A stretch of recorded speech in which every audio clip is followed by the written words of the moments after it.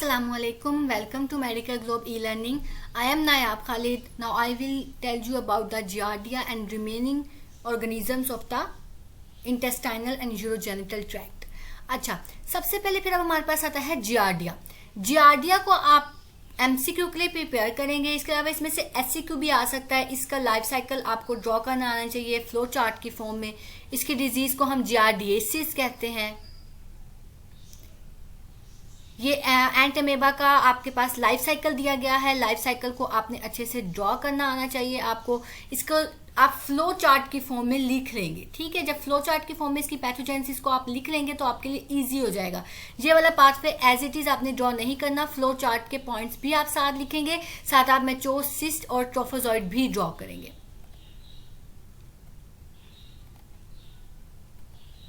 फिर आती है आपके पास फिगर जिसमें आपको सिस्ट और ट्रोफोजॉइड के स्ट्रक्चर्स दिखाए गए हैं.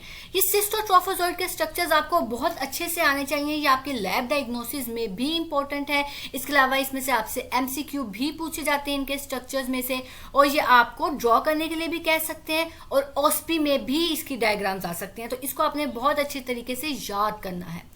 फिर आपके पास इंपॉर्टेंट प्रॉपर्टीज जियार्डिया की, तो उसकी आपको सिस्ट और ट्रोफोजॉइड का डिफरेंस पता होना चाहिए. सिस्ट और ट्रोफोजॉइड के स्ट्रक्चर्स अच्छे से पता होना चाहिए.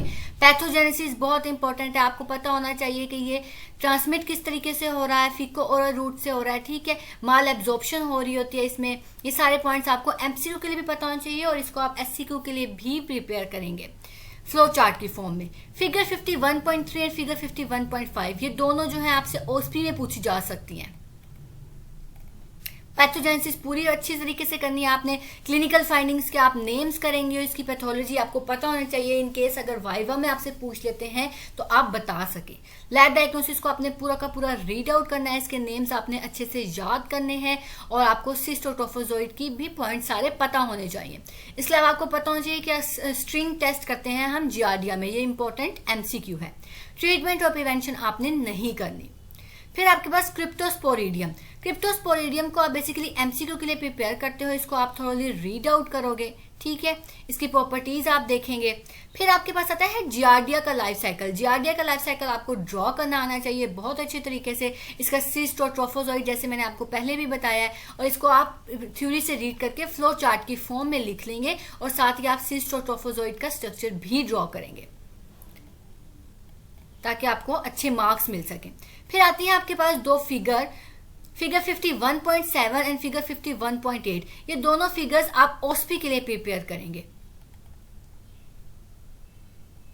क्रिप्टोस्पोरिडियम का लाइफ साइकिल आपको ड्रॉ करना आना चाहिए. इसको भी आप फ्लो चार्ट की फॉर्म में पैथोजेनेसिस, इसकी पैथोलॉजी रीड करके इसको आप फ्लो चार्ट की फॉर्म में लिख लेंगे, ताकि इन केस कोई एमसीक्यू अगर आ जाता है, कोई एससीक्यू आ जाता है, तो आप सोल्व कर सकें. समराइज्ड फॉर्म में इसको बेसिकली लिख लें, बेशक बुक पर ही लिख लें. पैथोजेनेसिस को आपने रीड करना है. आपको पता होना चाहिए ट्रांसमिशन कैसे हो रही है फीको ओरल रूट से. एपिडेमियोलॉजी आपने नहीं करनी. क्लिनिकल फाइंडिंग्स के नेम्स आपको अच्छे से पता होने चाहिए, और आपको इसकी पैथोजेनेसिस पता होनी चाहिए कि कौन सी डिजीज किस तरीके से हो रही है.